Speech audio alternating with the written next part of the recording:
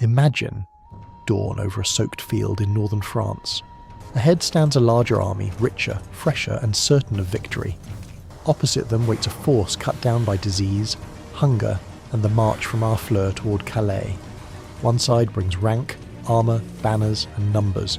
The other brings archers, discipline, and a king who knows he cannot win a long contest. If this army stops here, it does not leave France intact. This is not the story of a fair battle. It is the story of pressure, of ground, of distance, of timing, closing around two armies until one mistake becomes fatal. By sunset, Agincourt will be remembered not for how many men stood there at first light, but for how brutally confidence can collapse when the field itself begins to fight. So the real question is not who had the stronger army. The real question is this: why did the stronger army walk into a battle it could no longer control? The road to Agincourt did not begin on that muddy field. It began months earlier when Henry V sailed across the Channel and laid siege to the port of Harfleur. The city eventually fell, but victory came at a cost. Disease spread through the English camp, men weakened, horses died. By the time the banners were raised above the captured walls, the army that had crossed the sea was already smaller, slower, and exhausted. Yet Henry could not simply remain. His army had one safe destination left on French soil, the fortified port of Calais. To reach it, he would have to march across hostile territory, with a force that could no longer afford a decisive battle. The march north became a test of endurance. Autumn rains soaked the countryside, turning roads into thick clay. Supplies were thin, many soldiers were ill. Still the column moved forward, banners sagging in damp wind, longbows wrapped in cloth to keep the strings dry. The army advanced in silence more often than not. Every mile mattered, because somewhere ahead, the French were gathering, and they were gathering in force. The French crown could not ignore an invading king marching openly through the kingdom. Noble households assembled their retinues. Armoured riders arrived from across northern France. Men-at-arms gathered beneath banners marked with fleurs-de-lis and the heraldry of powerful families.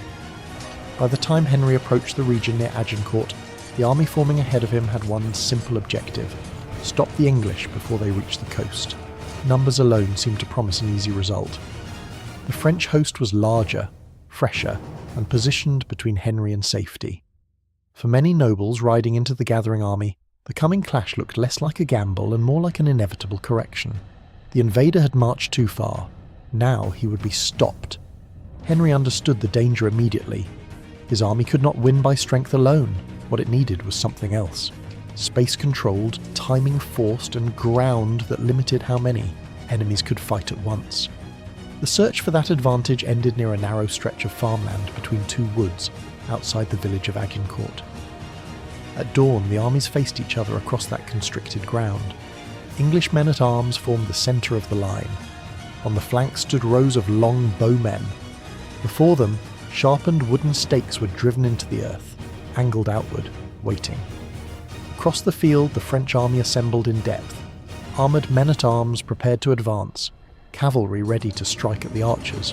For a long moment, neither side moved. Waiting favoured the larger army. Time favoured France. Henry could not remain still forever. So he made the first move. The English line advanced forward several dozen paces. Archers pulled their stakes from the ground, carried them ahead, and drove them back into the mud once more. It was a calculated provocation. The distance between the armies had just become smaller. The reaction came quickly. French cavalry units surged forward, hooves pounding into wet soil as they attempted to sweep around the English flanks and scatter the archers. But the ground betrayed them. Horses struggled for footing. Arrows began to fall, not in a single volley, but in relentless waves that forced riders to slow, turn, and collide with the men advancing behind them. Behind the cavalry, the main body of French men-at-arms continued forward. Heavy armour protected them from many blows, but the field narrowed their approach. Rank pressed into rank. Shields brushed against helmets. Every step forward pushed the formation tighter together. Movement became effort. Effort became strain. And that was when the battlefield itself began to decide the fight. The deeper the French line advanced, the less room it had to move. Men stumbled. Others pushed from behind without seeing the ground ahead. Arrows continued to fall. The formation slowed, then compressed even further as more soldiers crowded into the same narrow front. When the leading ranks finally reached the English line, the clash was brutal and immediate. Steel struck steel. Poleaxes and swords rose and fell in close quarters. The archers who had fired for minutes now stepped forward with whatever weapons they carried. Knives, mallets, short blades, joining the struggle at the edges of the packed mass. The pressure inside the French formation grew worse with every moment. Fresh soldiers pushing from the rear had no clear view of what waited ahead. They advanced because the line moved, even if the space to fight had already disappeared. Armour that protected them in open combat now made turning, stepping or rising from the mud far harder, and still the English line held. Archers moved along the flanks, striking where armour joints opened. Men-at-arms braced their footing and fought at arm's length. The longer the struggle continued, the more the French advance slowed into chaos rather than force. From a distance, the battle may have looked like two armies locked together. Up close, it was something else entirely. Bodies compressed together, weapons trapped between armoured shoulders, men struggling to breathe beneath the weight of those pressing behind them. The moment of decision approached not with a dramatic charge, but with exhaustion. Movement inside the French ranks slowed further. Orders could not travel clearly through the packed formation. Units that had advanced confidently at the start were now trapped within their own momentum. What had begun as a confident advance was becoming something else, a struggle simply to remain standing in the narrow ground between the woods, and as the pressure built, the balance of the battle began to shift. The pressure that built across that narrow field did not break evenly. It broke all at once. What began as confidence turned into weight, noise and confusion pressing forward through mud and bodies until movement itself became impossible. When the fighting stopped, the imbalance everyone expected had reversed. The larger force had collapsed under its own momentum, and the smaller army was still standing. Agincourt did not end the war, but it changed how power looked on a battlefield.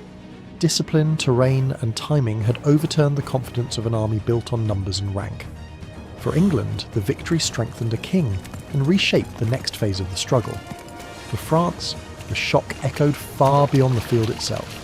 One battle, fought in mud, altering the balance of a long war.